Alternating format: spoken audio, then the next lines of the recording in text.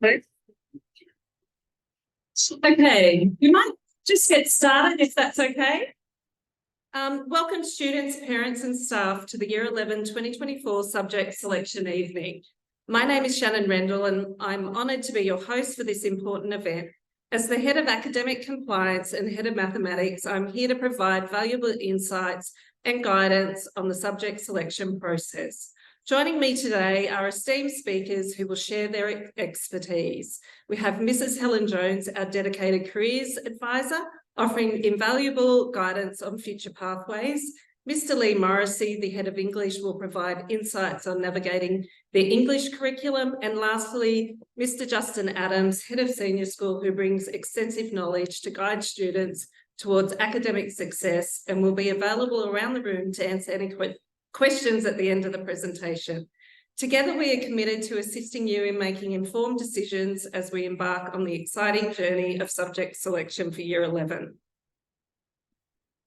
During this presentation, we will explore the essential aspects of the HSE program, including the course structure, types of courses available, considerations for course selection, the significance of the HSE and ATAR, dispelling myths and presenting facts about ATAR scaling, and finally understanding the timeline, choosing subjects. Let's delve into these topics and gain a comprehensive understanding of the HSE journey ahead. The requirements for the high school certificate include specific guidelines for the pattern of study in both Year 11 and Year 12. These requirements ensure a well-rounded education and a breadth of knowledge.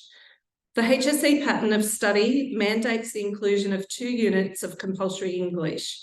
Additionally, students must undertake at least 6 units of board-developed courses, which are courses approved and monitored by the Governing Board of Studies. Furthermore, students are required to take at least 3 courses that are 2 units value or greater. To meet these requirements, students must enrol in at least 4 subjects, including English. It's important to note that in the Year 11 pattern of study, a maximum of 6 units of science may be included. In the Year 12 pattern of study, a maximum of 7 units of science may be included. By adhering to these requirements, students can fulfill the necessary criteria for successful completion of the HSE. In Year 11, students must complete a minimum of 12 units of study. It is essential to satisfactorily complete the Year 11 course before progressing to the corresponding Year 12 course. In Year 12, students are required to complete a minimum of 10 units of study. These requirements ensure that students acquire a comprehensive education and successfully progress through the HSE program. All courses have a designated unit value. The majority of courses are 2 units, which represents approximately 120 hours of study and results in a HSE mark out of 100. However, there are also 1-unit courses available which require approximately 60 hours of study and result in a HSE mark out of 50. It's important to note that many 1-unit courses are extension courses, allowing students to study 3 or 4 units of a particular subject. This provides an opportunity for an in-depth exploration and advanced study within a specific area of interest. Starting from 2020, students need to demonstrate their proficiency in literacy and numeracy to be eligible for the HSE. To meet the HSE minimum standards, students must achieve a level 3 or 4 in online tests that assess basic literacy and numeracy skills. Students must also complete all my own work before they can be enrolled for any preliminary or HSE course with NESA via Schools Online. The HSE All My Own Work program is integrated with other New South Wales syllabuses and programs. The program is designed to be delivered flexibly as self-paced learning modules. There are 2 types of courses. Board-developed courses are developed by NESA, and all students in the state study the same course content, the same HSE examination.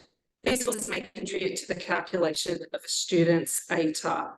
There is also board-endorsed courses that have syllabuses endorsed by NESA to cater for a wide candidature in areas of specific need, but not served by board-developed courses. These courses may offer an alternative career path for students. We have on offer a range of 2-unit courses for you to choose from. However, please note, not all courses may run due to various factors. For more information about each course, we recommend referring to the subject selection booklet that we emailed out at the end of term 2. And also we have all our staff available tonight to answer any specific questions you may have. For some students who opt for Extension 1 English or Mathematics in Year 11, it's important that they may need to select an additional 1-unit subject to fulfil the requirement of completing a total of 12 units. In such cases, there is one 1-unit course available for Year 11, Studies of Religion. This course can serve as a suitable option to supplement the overall unit count and ensure students meet the necessary requirements for their academic process. The extension courses on offer in Year 11 are just Extension 1 English and Extension 1 Maths.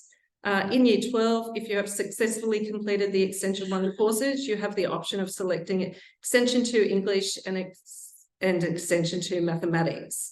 Also on offer in Year 12 is Extension Music, History and Science. When selecting courses, several considerations should be taken into account. Firstly, consider your abilities and strengths to ensure you choose subjects that align with your aptitude. Secondly, assess your interests and motivation to select subjects that genuinely inspire you. Additionally, take into account your career aspirations and the requirements of your desired field. Consider the syllabus requirements, particularly for subjects with practical or major work components. Think about subject combinations that complement each other and provide a well-rounded education. Lastly, factor in any other commitments you may have, such as extracurricular activities or part-time work to ensure a manageable workload. By considering these factors, you can make informed decisions and create a course selection that suits your abilities, interests, and future aspirations. The HSC mark is determined by a combination of internal assessment, 50%, and external examination, which is 50%. Internal assessment includes school-based assessments, while the external examination is administered by NESA. These components collectively contribute to the overall HSC mark, which reflects a student's achievement in the subject. For students aspiring to pursue higher education at universities in Australia, obtaining an ATAR is necessary. The ATAR serves as a ranking system to evaluate and compare the academic achievements of students upon completing their secondary education. It is a relative measure that determines a student's position relative to their peers and is primarily used for university admissions. The ATAR is calculated based on a student's performance in their final year of secondary school, particular focus on their HSC exams. This ranking system enables universities to assess and select students for their courses. Choosing subjects solely based on their potential to contribute to a high ATAR may seem like a tempting strategy, but it is important to remember that education is not just about a number. While achieving a good ATAR can open doors to certain university courses and career paths, it should not be the sole driving force behind subject selection. ATAR urban myths can be misleading when it comes to subject selection. Some myths suggest that choosing challenging courses will be scaled up, while easier courses guarantee better results with no scaling impact. Additionally, there is a belief that courses with a higher percentage of Band 6 students lead to better ATAR outcomes. However, it's essential to understand that the scaling process is not as straightforward. Scaling varies each year based on cohort performance and subject difficulty. No subject is consistently scaled up or down. It is crucial to make subject choices based on genuine interests and strengths, rather than relying solely on urban myths about scaling. The difference between ATAR and the HSC lies in their respective purposes. HSC performance reflects individual effort and knowledge, while the ATAR is a percentile rank based on cohort performance. It's important to note that HSC performance alone does not guarantee a high ATAR position, as the ATAR takes into account the performance of other students. While students have control over their own performance, their position in the ATAR is influenced by their peers. Therefore, it is crucial to focus on personal growth, strive for excellence, and understand that the ATAR is just one aspect of the broader academic journey. The calculation process involves several steps. Firstly, the raw examination marks of each student in their HSC subjects are converted into scaled marks to account for differences in the difficulty level between subjects. These scaled marks are then used to calculate subject ATAR estimates. Secondly, the best 2 units of English and the next best 8 units from other subjects are included in the ATAR calculation. The student's ATAR is determined by their aggregate of scaled marks across these 10 units, which is then adjusted and scaled in comparison to all other students across the state. The final ATAR is derived by the University Admissions Centre and serves as a key criterion for entry into tertiary education across Australia. To achieve a high ATAR, it's essential to choose a diverse range of subjects that genuinely interest and inspire you. When you enjoy what you study, you are more likely to engage deeply, excel in assessments, and maintain sustained motivation throughout your academic journey. The passion you have for your chosen subjects will drive you to explore concepts and topics with enthusiasm, contributing to better understanding and performance. Ultimately, selecting subjects that align with your interests can lead to higher achievement and increase your chances of attaining a high ATAR. Subject selection should reflect your passions, interests, and strengths. It's about finding a balance between subjects that inspire and challenge you. Choose subjects based solely on compromising your own personal and academic growth. Education is not just about the end result, it's about the journey of learning, self-discovery, and personal development. Furthermore, it's important to recognise that ATAR is not the sole determinant of success. Many universities' employees look beyond ATAR scores and consider other factors such as personal achievements, extracurricular activities, and relevant experiences. When you enjoy what you study, you are more likely to engage deeply, excel in your assessments, and ultimately achieve better outcomes. Remember, the pursuit of knowledge and personal growth should be at the core of your subject selection process. Embrace subjects that inspire you, challenge you, and align with your long-term goals.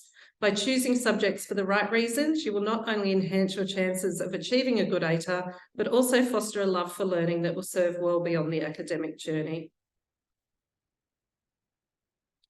Start by reflecting on your aspirations and what you envision for your future. Consider the pathway that aligns best with your goals, whether it's pursuing further education, entering the workforce, or exploring a specific field. Seek advice from various sources, including teachers, parents, your year advisor, and careers advisor. They can offer valuable insights into your strengths, interests, and potential career paths. Collaborating with these individuals will help you make informed decisions and choose subjects that will set you on a fulfilling and successful path.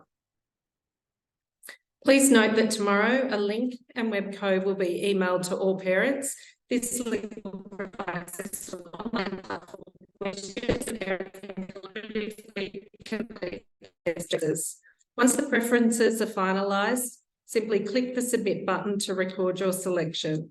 There is no need to email a separate response. This streamlined process ensures a convenient and efficient way to submit your subject preferences online.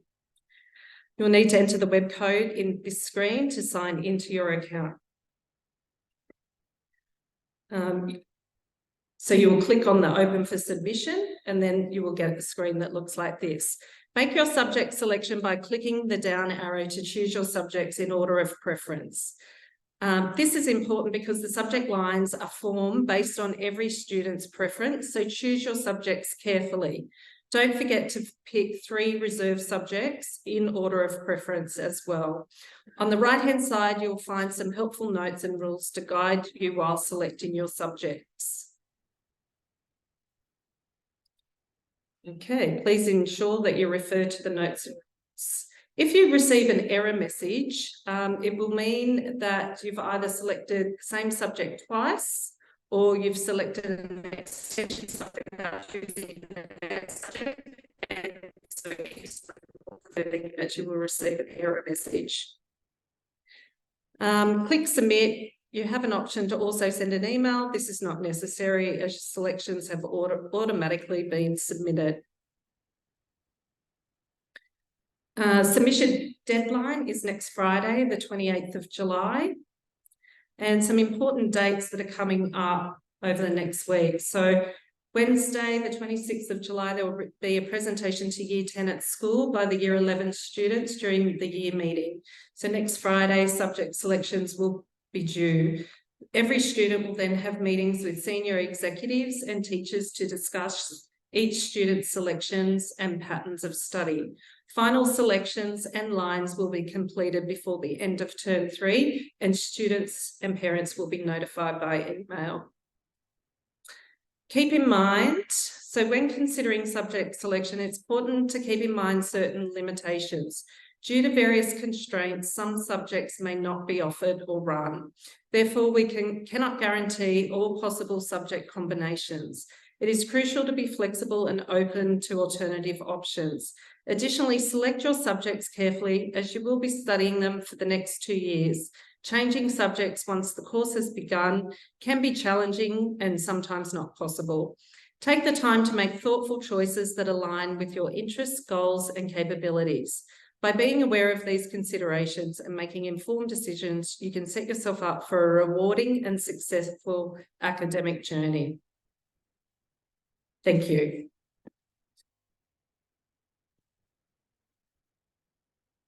I'd like to invite Mrs. Jones up to talk about careers, TAFE and distance education. Yeah, thank you.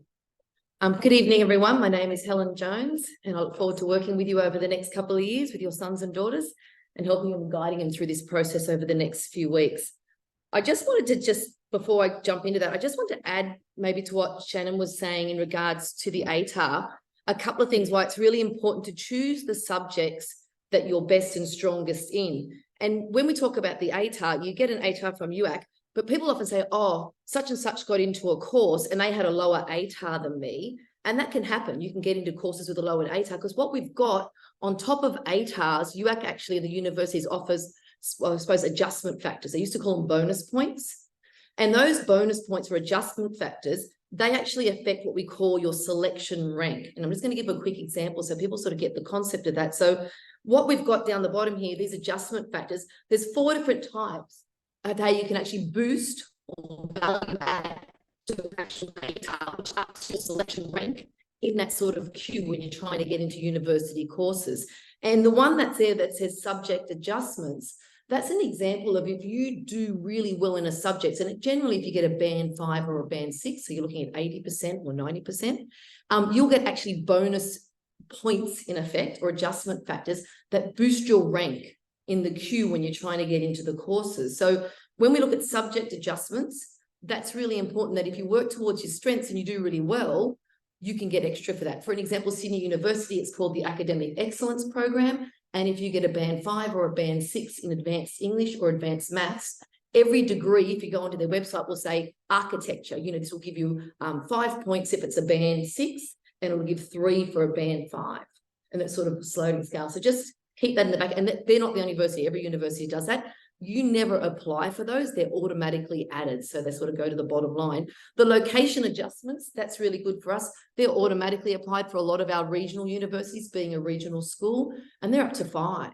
And these things are cumulative. So you could get 5 there, you get 5 of your actual subject bonus adjustment factors as well. Equity adjustments are basically a part of their EAS scheme. So if you experience any form of disadvantage during those last 2 years, you fill out an application form. Just heads up with that equity adjustments, if you do end up doing a subject by distance, you are eligible under that because they deem that as you've had some form of disadvantage because you haven't had a teacher in front of you face-to-face every lesson. So if you do distance education, you are eligible under that. And any of our elite athletes and performer adjustments, well, you can go for that as well. This is just to give an example of how that would work. And they're just giving really quickly, so you sort of get an idea. First of all, you got this Bachelor of Sandology. You got 6 applicants, but there's only 3 places. You know, everything's supply and demand, isn't it, how we fit in? So you've got one person at 89 and their ATAR is 89. The next person in the selection rank, and it's all to do with the language that we use, the selection rank, they got 83, but they got 5 adjustment points. So that puts them second in the selection rank. And then the next person down gets in a selection rank of 87. They're sitting there with an ATAR of 85, and they got 2 adjustment factors. The line's drawn because there's only 3 places.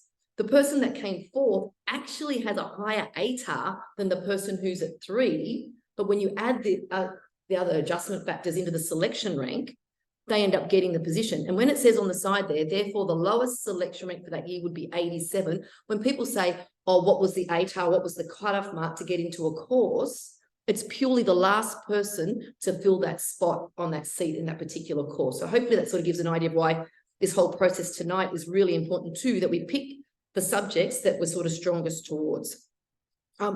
Just on another side note, so in addition to the ATAR, and Mrs. Rendell was correct, there are other things that universities do look at. When we talk about prerequisites, so if we look at just New South Wales and the ACT, very few universities actually have strict prerequisites. There's only a couple, ANU and University of Sydney, and they're generally to do with advanced maths. And that's not for all of the courses, it's just for some of the courses. So if you want to do engineering at the University of Sydney, you need to have done advanced maths. Doesn't matter if you get the ATAR, if you haven't done advanced maths and got a band 4 in it, you won't be eligible in that year to get into that course. Assume knowledge is different. What that's basically saying when you're looking at the course guides that we've got is that the HSC course, the university is going to assume that you have that level of knowledge when you start that degree. So if you go into a Bachelor of Science degree and the first one is Chemistry 101, they're going to pitch that first lecture at chemistry as if you know what they're talking about, like the language and the ideas of the concepts behind year 12. If it's assumed knowledge, it doesn't preclude you from actually getting into the degree. It's just letting you, give you a heads up to know, look, that's the level of understanding that we're expecting. And there's obviously a chance for bridging courses to be able to sort of come up with that. Just a little side note, I thought just worth noting, if you are looking at any budding teachers out there in the audience, if you are looking to do an education degree, NESA steps in and says that actually you can get into the degree, but they do require a minimum of 3 HSC band 5s, and one of them must be English. And for primary teaching, you need at least a band 4 in any level of mathematics. You can still get into the course, but you have to meet that requirement throughout the degree if you don't initially get it. So I don't want people to think, I only got 2 band 5s, I can't do an education degree, but just keep it in the back of the mind. There's testing throughout that course, almost like our minimum standards that you've got to do to get the HSC throughout that process. So I just wanted to put that out there that we have in the back of minds. Okay, let's start. So with the distance education, if there's any course here that you saw that amazing list of courses that we have, but for whatever reason, we can't run a particular course, there is the option that we can do that. And most of the time we run that through the Dubbo School of Distance Education. So this is timetabled. So on the line that you would have had a subject that didn't run, it's actually a timetabled lesson. So when you have that study, you would go to the library, and that's where you'll have that lesson. And that lesson will either take place, Dubbo are fantastic. They book it in, one time a week, they'll touch base with it, Zoom or Teams or a phone call, and they'll run through the work that you do. I think it's really important to note that distance education, just like I suppose homeschool learning, wasn't necessarily for everyone.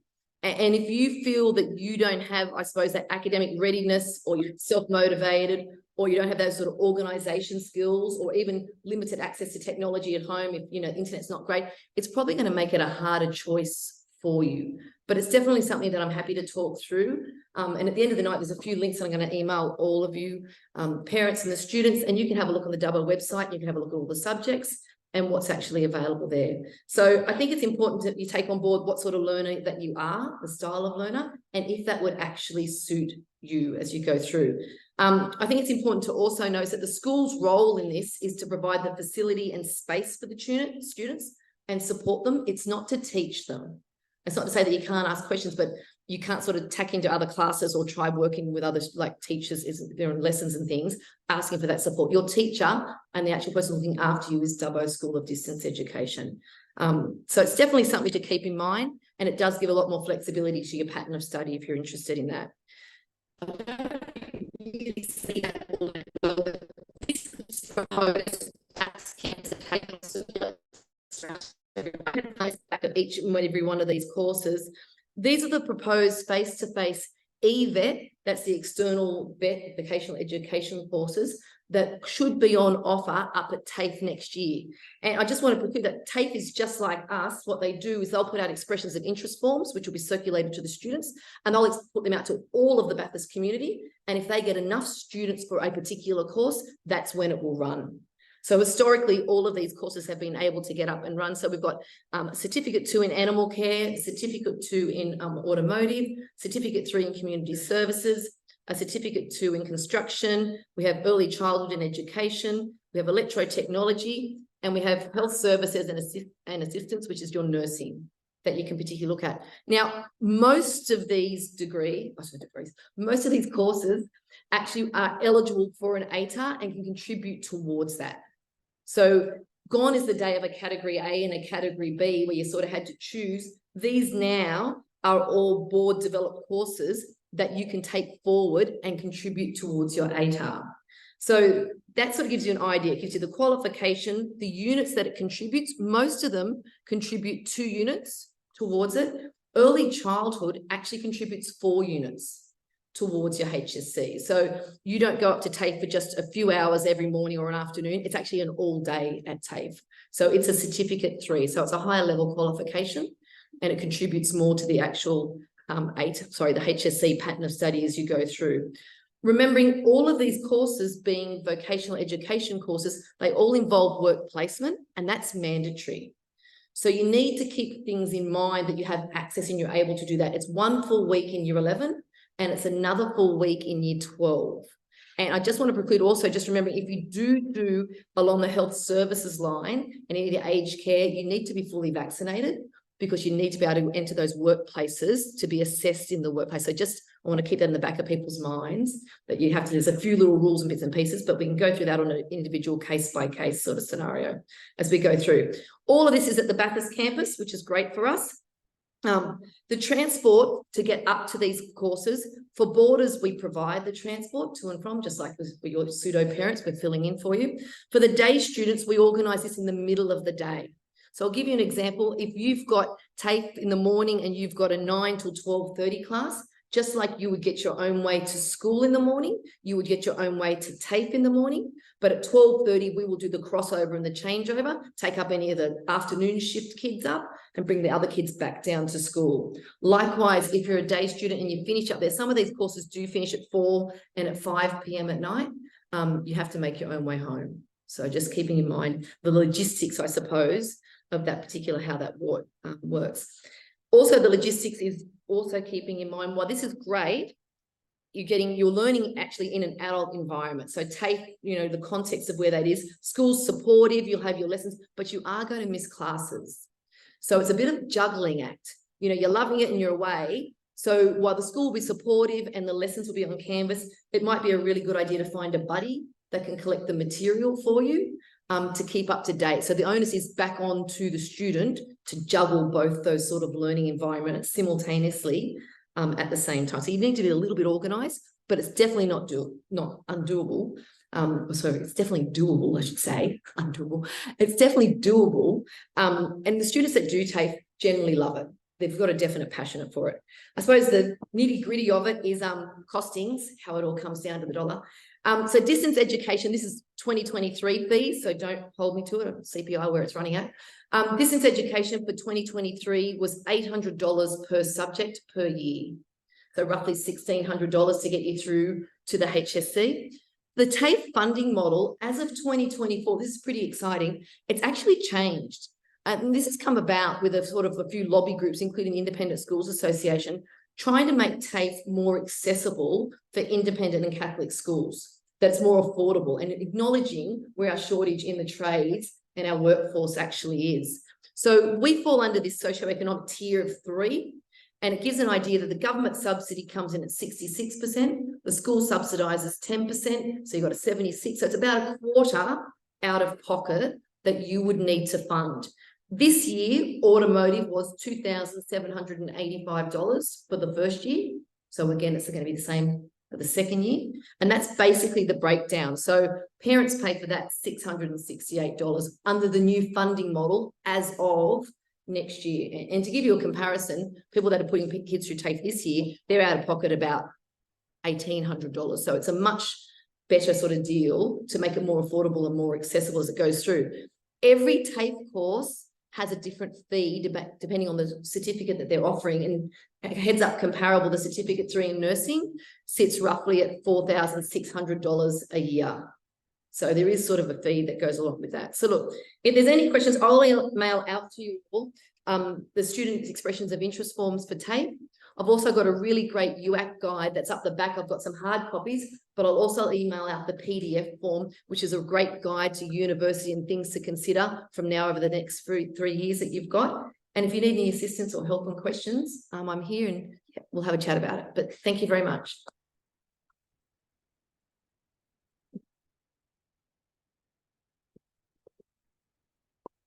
Thank you. My name is Mr. Lee Morrissey. Most of you probably know me as the head of English, also head of drama and languages. And I'm speaking to you because, of course, as you've seen, 2 units of English is compulsory in the HSC. So coming here to choose electives, you have to do English.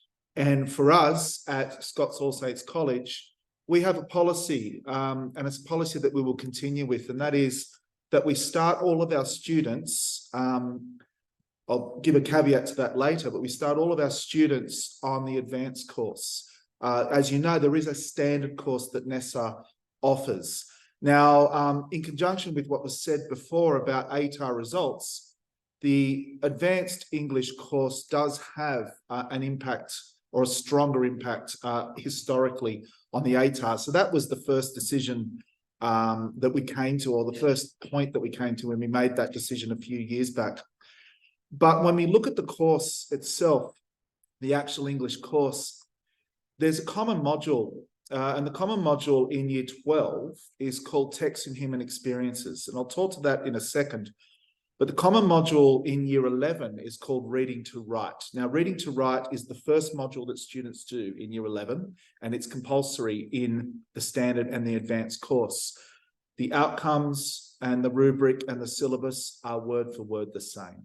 Exactly the same. So the first 10 or 11 weeks of the year, however long term one goes for, every student who does standard and advanced is doing the same course. Because we do the course as an advanced one, we are able to offer a little bit more sophistication with the texts and a little bit more sophistication with the writing.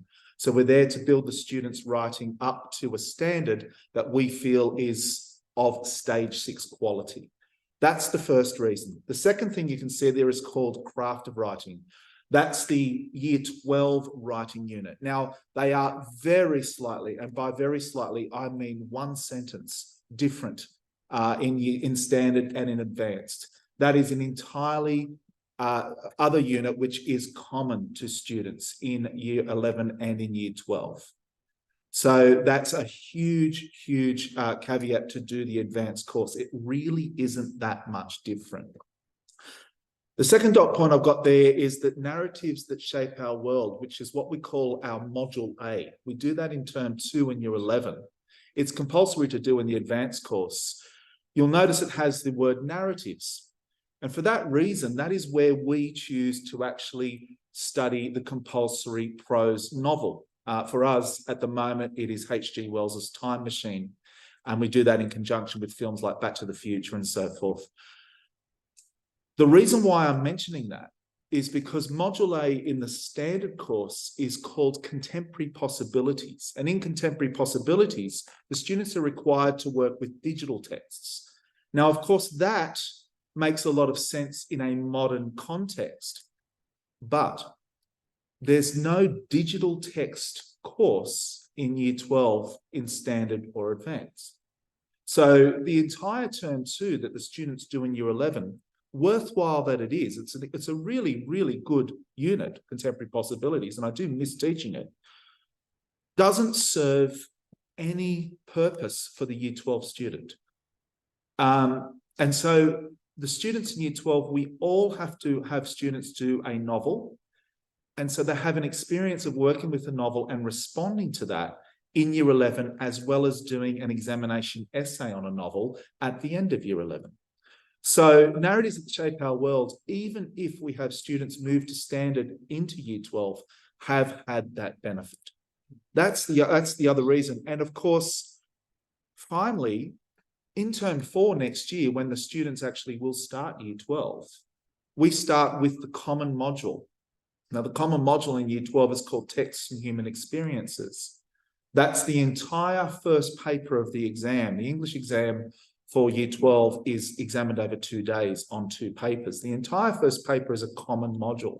Studies, standard, advanced, all do the common module, and EALD also have a version of it. EALD is a second language course. So the common module text that we choose for students is the same, regardless of standard or advanced. So in term 4, year 12, the common module text we do with students is Arthur Miller's play, The Crucible. Many of you probably did it yourselves at school. That text, if a student chooses at the end of next year to move to the standard course, if we're running it, they are not disadvantaged. I had a colleague, actually, a young teacher from another school, desperately call me this morning before I got to school because she was worried that a student had moved from advanced to standard in her school, and the advanced students did a different text in the common module to the standard students, and she didn't know which one she should tell the student to actually reflect upon. And I said, the advanced one, of course, that's what they studied in class. The examiners and the markers don't know which student is standard or advanced when it comes into the marking centre. We have no idea. So we have the opportunity for students even halfway through term 4 to make that choice about whether or not the advanced or standard course is the better fit for them. We can metaphorically kick that can down the road. So whilst you're tonight making choices about every other subject, and that's a very good thing to do, the academic subject at the centre of the HSC and the one that has to contribute to the ATAR, we have an opportunity to give you a little bit more time to think about that. So that's one of the key reasons why we request that students start in advanced in year 11. The upshot of that is that most of the students, in fact, this year, 100% of the students in year 12 chose to stay with advanced. At the end of this term, the current year 11 cohort, we will go through the process again, and we will see whether or not students feel that they are okay now with the advanced course. We tend to find that they are by the end of year 11, and that is due to the exceptional staff that I have in my faculty. In 2025, hopefully when Ms. Rendell and I, or the end of 2024, we have a conversation about what year 12 cohorts. Hopefully it will look like this, that we'll have 3 advanced classes and the 1 standard class. Now I have this other subject here, studies, which I'll talk to in a second. And we always have the potential for EALD if we accept students from overseas and so forth. Now, English studies, and I've heard that there are conversations from students about this particular course, and queries are coming my way, and that's a fair question. It's not available on the elective form at this point. So that top line that Mrs. Rendell showed you, you can't change that one. It just says English Advanced. There it is. The reason for that is to choose English studies is going to require a further conversation with parents and parental approval. So that doesn't have to happen before the cutoff date for all the other electives, because that's about getting all the lines right. The reason is that the examination for English studies, and when a student chooses English studies, they automatically go into what we consider to be the examination version, which is the ATAR version. It only actually goes up to 70%. The mark is out of 70, not out of 100. And so that means that the English studies result is limited. And that means it limits and it bottoms out or tops out at a band 4. And we just heard now from Mrs. Jones about so many university courses out there requiring band 5. Band 5 is 80% or more in a course. So we need the parents to understand the ramifications of making a choice about doing English studies. Yes, it will be available, absolutely. And there are students here, I know, and families here who feel that that is a much better fit for their child and a much better and less anxiety-inducing course with that compulsory measure of English. And I understand that. That's a perfectly reasonable thing to have. But that's a conversation that we need to have personally and individually between myself, Mrs. Randall, and the parent. You can actually drop from advanced to studies. You don't have to go down a scale from, I have to do standard for a while and then I drop down. You can actually move. If you feel you go to advanced, you go, you know what, I just can't. I need to go to studies, but we will have a conversation. There is an opportunity or an option, and we have allowed this in the past, so it's not impossible, for a student to complete English studies without completing an examination. There's a completely internal assessment version of the particular course. That, again, is a further conversation that we'll have. And we can make that decision right up to term 3. The student can make that choice a day before the trial and then not turn up to the trial. And that's what happens. So for the conversations with me later on,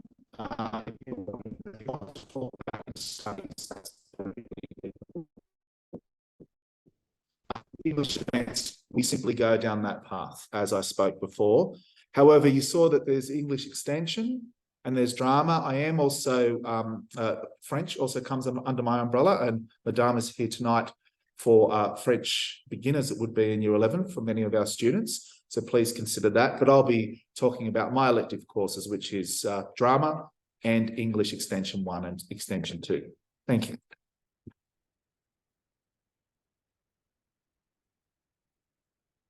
Thank you, Mr. Morrissey. So you now have the opportunity to walk around the room and speak to all of our teachers here. I'll pop up another PowerPoint that will roll through so you know what teacher represents what subject. Help yourself, there's tea and coffee and just some afternoon tea there, so help yourself to that as well. Thank you.